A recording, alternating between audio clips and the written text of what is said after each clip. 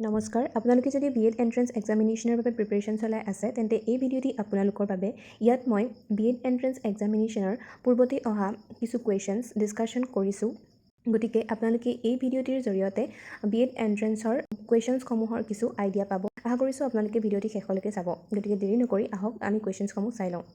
Question number 1 The Right to Education Act was enacted in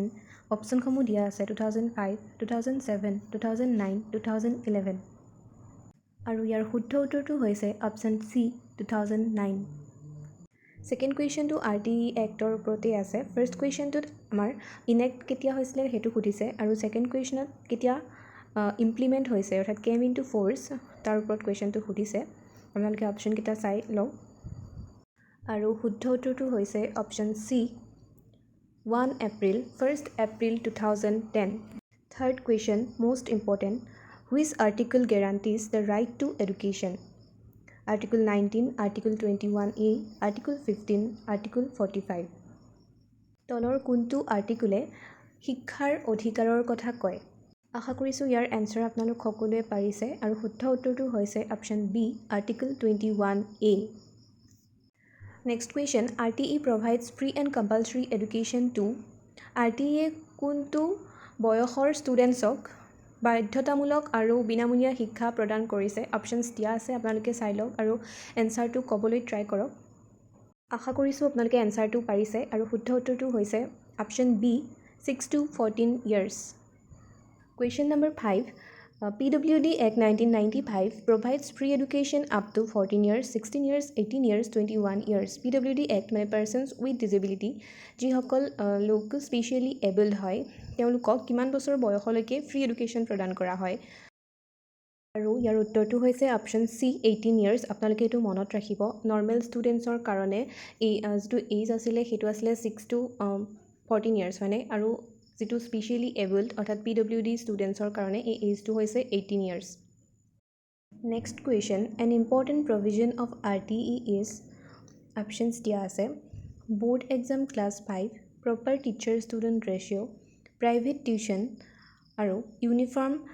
syllabus আপোনালোকে শুদ্ধ এনসাৰটো ক'বলৈ চেষ্টা কৰক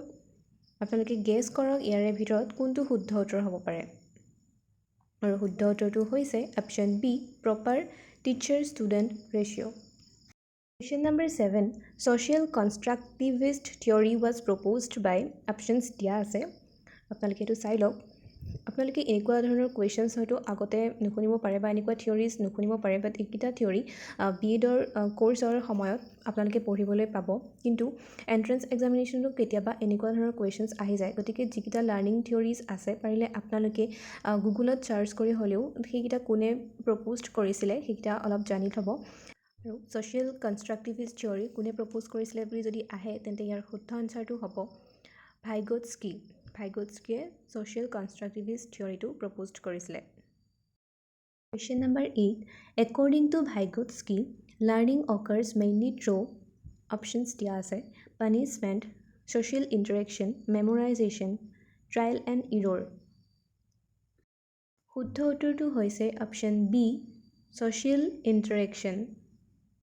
Next question Article 39D deals with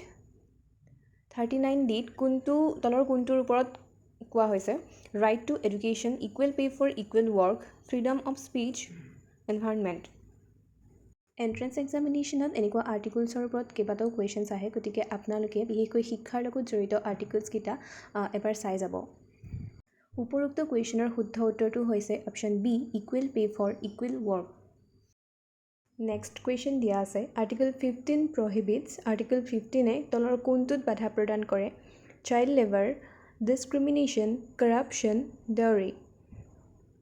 আৰু ইয়াৰ শুদ্ধ উত্তৰটো হৈছে option B discrimination Next question number 11 preference or prejudice towards one gender is called options দিয়া আছে gender equality gender sensitivity gender bias gender justice আৰু ইয়াৰ শুদ্ধ উত্তৰটো হৈছে option C gender bias Question number 12 gender is primarily considered as biological concept social construct genetic factor physical attribute জেণ্ডাৰক তলৰ কোনটো হিচাপত প্ৰাইমাৰীলি মানে প্ৰাথমিক হিচাপে কোনটো হিচাপত কনচিডাৰ কৰা হয়